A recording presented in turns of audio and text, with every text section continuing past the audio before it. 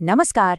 तो आज हम गहराई से समझने वाले हैं उत्तर प्रदेश के 2026-27 के मेगा बजट को।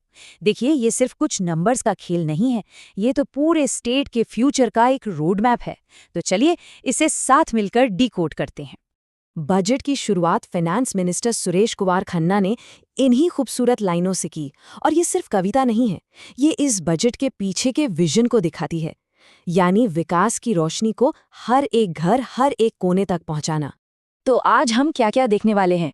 सबसे पहले बात करेंगे इस रिकॉर्ड ब्रेकिंग बजट की, फिर इसके बड़े बड़े आंकड़ों को समझेंगे, देखेंगे कि ये सारा पैसा आखिर जा कहाँ रहा है, कुछ चैलेंजेस पर भी नजर डालेंगे और आखिरी में बात करेंगे यूपी के सबसे बड़े इकोनॉमिक गोल की। तो चलिए शुरू करते हैं। ये बजट अपने आप में एक हिस्टोरिक बजट है और ये बताता है कि उत्तर प्रदेश की आर्थिक महत्वाकांक्षाएं कितनी बढ़ चुकी हैं। तो सबसे बड़ा सवाल, बजट का साइज कितना है? ये है पूरे 9.12 लाख करोड़ रुपए का। जी हाँ, ये उत्तर प्रदेश की हिस्ट्री का अब तक का सबसे बड़ा बजट है। और ये अपने आप में एक बहुत बड़ा स्टेटमेंट है कि स्टेट की इकोनॉमी किस डायरेक्शन में जा रही है। अब एक बहुत ही इंटरेस्टिंग बात देखिए, पिछले सिर्फ 9 सालों में यूपी का बजट साइज लगभग 3 गुना हो गया है। ये सिर्फ कोई मामूली बढ़ोतरी नहीं है, ये दिखाता है कि कितनी तेजी से आर्थिक विस्तार हुआ है। अच्छा, बजट का साइज तो हमने देख लिया, पर चलिए अब उन खास नंबर्स को समझते हैं जो इस बजट की पूरी स्ट्रैटेजी को डिफाइन करते हैं। ये चार्ट हमें सरकार की प्रायोरिटीज के बारे में बताता है। कुल बजट का लगभग 19.5% हिस्सा कैपिटल एक्सपेंडिचर के लिए है। आसान भाषा में कहें तो ये वो पैसा है जो लॉन्ग टर्म एसेट्स बनाने पर खर्च होगा, जैसे कि नई सड़कें, पुल, एयरपोर्ट्स और फैक्ट्रीज, जो आने वाले कई सालों तक फायदा देंगी। अब ये नंबर देखिए, 2.98%। ये है राजकोषीय घाटा, यानी फिस्कल डेफिसिट, जो जीएसडीपी के मुकाबले अनुमानित है। बेसिकली ये सरकार की कमाई और उसके खर्च के बीच का अंतर है। और ये दिखाता है मजबूत फाइनेंशियल मैनेजमेंट। देखिए, जो एफआरबीएम एक्ट है वो एक लिमिट सेट करता है 3% की, और यूपी का फिस्कल डेफिसिट ठीक उसके अंदर है। इसका मतलब सरकार वित्तीय अनुशासन बनाए हुए है, जो इकोनॉमी के लिए एक बहुत पॉजिटिव साइन है। तो मुद्दे की बात यह है कि ये बजट एक मजबूत होती इकोनॉमी की नींव पर खड़ा है। जीएसडीपी का अनुमान ही देख लीजिए। साथ ही 6 करोड़ लोगों का गरीबी से बाहर निकलना एक बहुत बड़ी सामाजिक कामयाबी है, और 2.24% की बेरोजगारी दर दिखाती है कि जॉब्स क्रिएट हो रही हैं। ठीक है, तो अब बजट के दिल में चलते हैं। आइए देखते हैं कि वो कौन सी मेन सेक्टर्स और स्कीम्स हैं जिन्हें इस बजट में सबसे ज्यादा पैसा मिला है।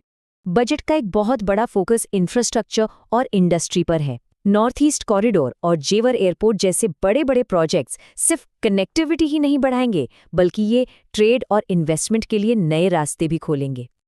बात करें युवाओं की, तो फोकस है डिजिटल एम्पावरमेंट और एंटरप्रेन्योरशिप पर। अगली पीढ़ी को टैबलेट, स्मार्टफोन जैसे टूल्स दिए जा रहे हैं, और मुख्यमंत्री युवा उद्यमी योजना के जरिए उन्हें बिजनेस शुरू करने के लिए इंटरेस्ट फ्री लोन भी दिया जा रहा है। आप इसी से अंदाजा लगाइए कि अकेले टैबलेट और स्मार्टफोन बांटने वाली स्कीम के लिए ही 2374 करोड़ रुपए रखे गए हैं। ये दिखाता है कि सरकार डिजिटल लिटरेसी को लेकर कितनी सीरियस है। महिला सशक्तिकरण इस बजट का एक और मजबूत स्तंभ है।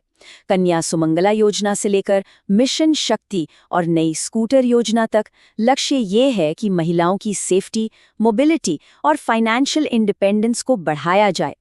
वैसे अगर आपको ये पूरा ब्रेकडाउन समझ आ रहा है और अच्छा लग रहा है, तो इस तरह के और भी एजुकेशनल डीप डाइव्स के लिए विजन विकास क्लासेस को सब्सक्राइब करना मत भूलिएगा।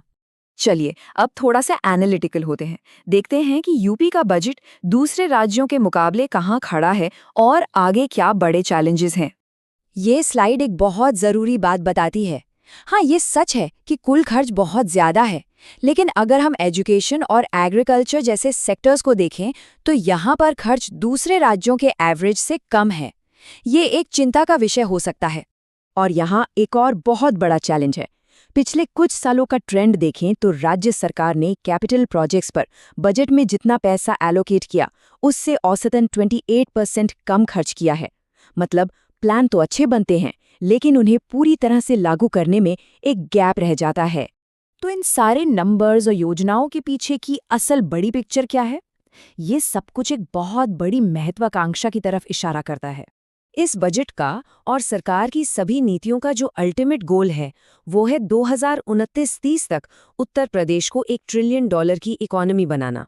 ये एक ऐसा लक्ष्य है जो अगर हासिल हो गया तो पूरे राज्य की तस्वीर बदल देगा। और इस लक्ष्य तक पहुंचने की स्ट्रैटेजी है 3I, यानी इंडस्ट्रियलाइजेशन, इन्वेस्टमेंट और इंफ्रास्ट्रक्चर। इन्हीं 3 पिलर्स पर फोकस करके राज्य को $1 ट्रिलियन के टारगेट तक ले जाने का प्लान है।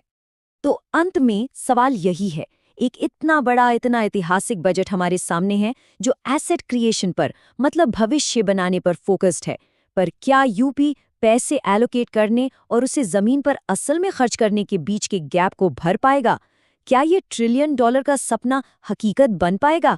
खैर, इसका जवाब तो हमें आने वाले वक्त में ही मिलेगा। इस पूरे विश्लेषण में साथ बने रहने के लिए आपका बहुत बहुत शुक्रिया।